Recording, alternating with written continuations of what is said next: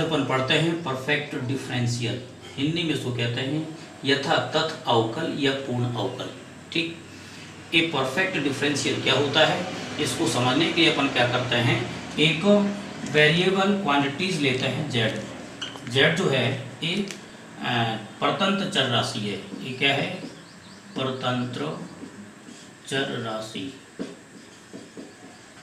परतंत्र का मतलब होता है डिपेंडेंट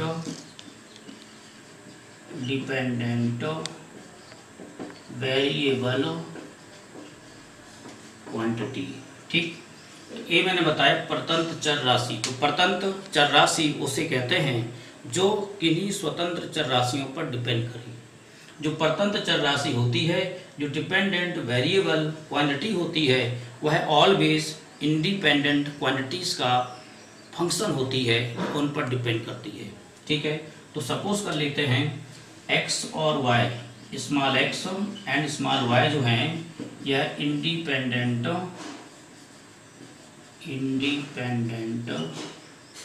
वेरिएबल क्वांटिटीज हैं। इंडिपेंडेंट वेरिएबल क्वांटिटी हैं। कौन कौन है, x एंड y। ये जो z है वह x एंड y का सिंगल वैल्यूड कंटिन्यूअस फंक्शन है। क्या है ये, सिंगल वैल्यूड कंटिन्यूअस फंक्शन है।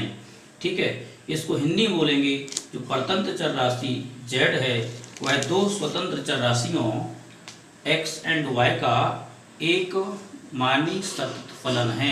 ठीक है, तो मैंने आपको बताया जो परतंत्र चर राशि होती है, जो डिपेंडेंट वेरिएबल क्वांटिटी होती है, वह इंडिपेंडेंट वेरिएबल क्वांटिटी का फंक्शन होती है। फंक्शन का मतलब होता है डिपेंड करना। फंक्शन का मतलब होता है डिपेंड करना।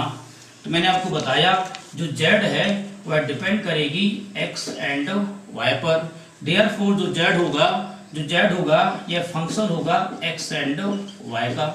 तो z होगा वह फंक्शन होगा x एंड y का। इसका मतलब ये हुआ यदि हम x और y के वैल्यू को चेंज करते हैं तो z के वैल्यू में चेंज आएगा। यदि हम x और y के वैल्यू को कांस्टेंट रखते हैं तो z का वैल्यू कांस्टेंट आएगा।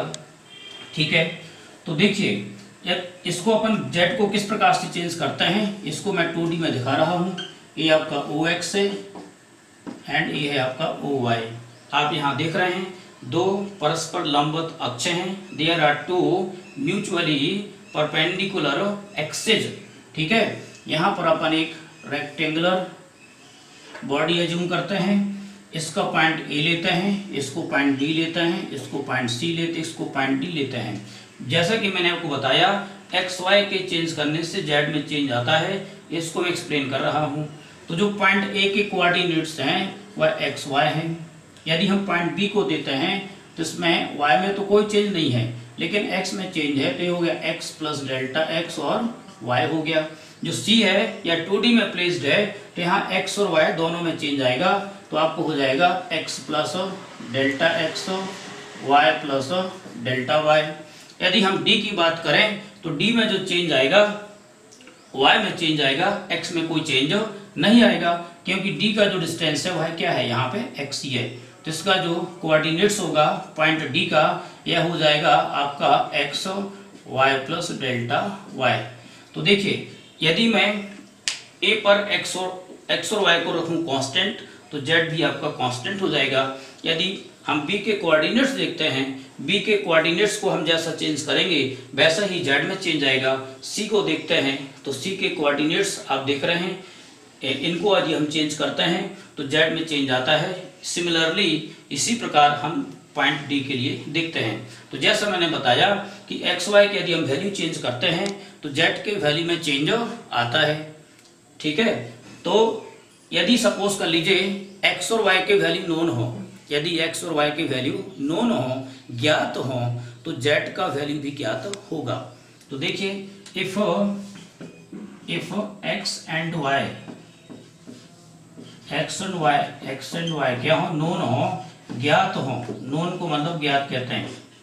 If value of x and y known हो, ज्ञात हो, तो क्या होगा, तो देन z भी क्या होगा, नोन होगा, z भी आपका क्या होगा, ज्ञात होगा।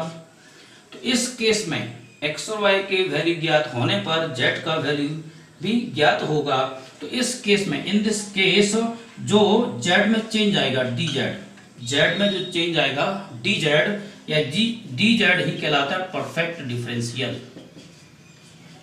क्या समझ आया? Perfect differential. मैंने ये बताया एक्स एंड वाई की वैल्यू यदि नोन है तो जेड का वैल्यू भी नोन होगा। तो इस केस में जो डी जेड का चेंज आता है, जेड में जो चेंज आता है डी जेड, ये कहलाता है परफेक्ट डिफरेंशियल। ठीक, यदि हम परफेक्ट डिफरेंशियल उन फिजिकल क्वांटिटीज का पॉसिबल होता है जो कि पॉइंट फंक्शन और स्टेट फंक्शन होती हैं। ठीक है, क्या बताया मैंने? परफेक्ट डिफरेंशियल या पूर्ण अवकल उन क्वांटिटीज का होता है जिनका, जो कि पॉइंट फंक्शन और स्टेट फंक्शन होती हैं। स्टेट फंक्शन क्या होता है यहाँ मैं एक्सप्लेन करके बता रहा हूँ। जैसे सपोज कर लीजिए कोई बॉडी है या कोई पार्टिकल है, अपनी initial state, this is I for initial, F for final, Hindi में कहते हैं प्रारंभिक और अंतिम अवस्था को जाता है, स्टेट को जाता है, बहुत सारे रास्ते को ओवे करता है, बहुत सारे रास्ते को फॉलो करता है। तो सपोज करिए यदि आई टू एफ वह ए रास्ते से जाता है, ठीक है, और बी से जाता है और सी से जाता है, तो अलग हर पाथ पर जो बॉडी के द्वारा वर्क होगा वह क्या होगा? सेम होगा। सपोज कर लीजिए यहाँ पर पी ले लीजिए, यहाँ पर भी ले लीजिए। यदि कोई बॉडी पॉइंट आई से पॉइंट एफ तक जाती है, ठीक है, तो उसके द्वारा जो वर्क होगा वह किस पर डिपेंड करेगा?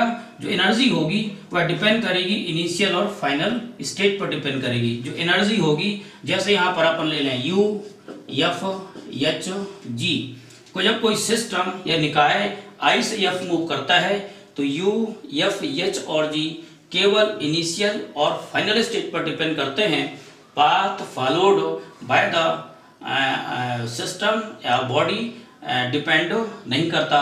तो हम कहेंगे कि यू एफ एच और जी जो हैं यह होंगे आपके अवस्था फलन या पॉइंट फलन होते हैं। हिंदी में कहते हैं पॉइंट बिंदु फलन या अवस्था फलन, इंग्लिश में बोलते हैं पॉइंट फंक्शन और स्टेट फंक्शन।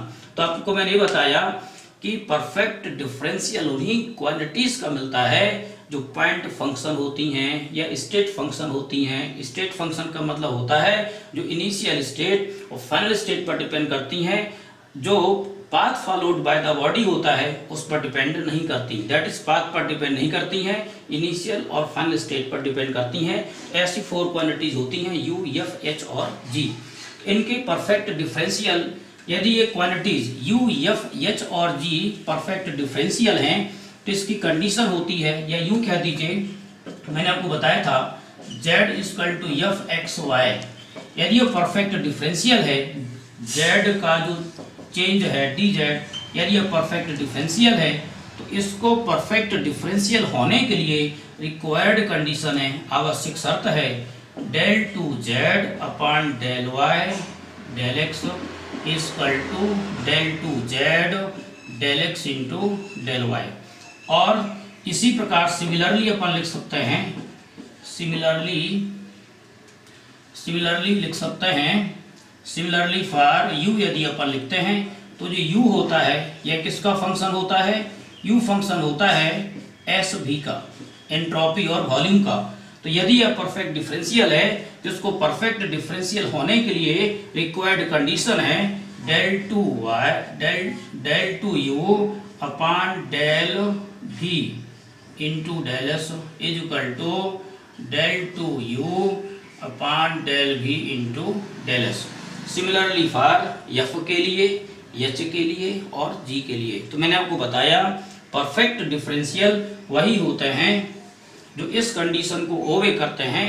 परफेक्ट डिफरेंशियल उन्हीं का पॉसिबल है जो स्टेट फंक्शन या पॉइंट फंक्शन होते हैं।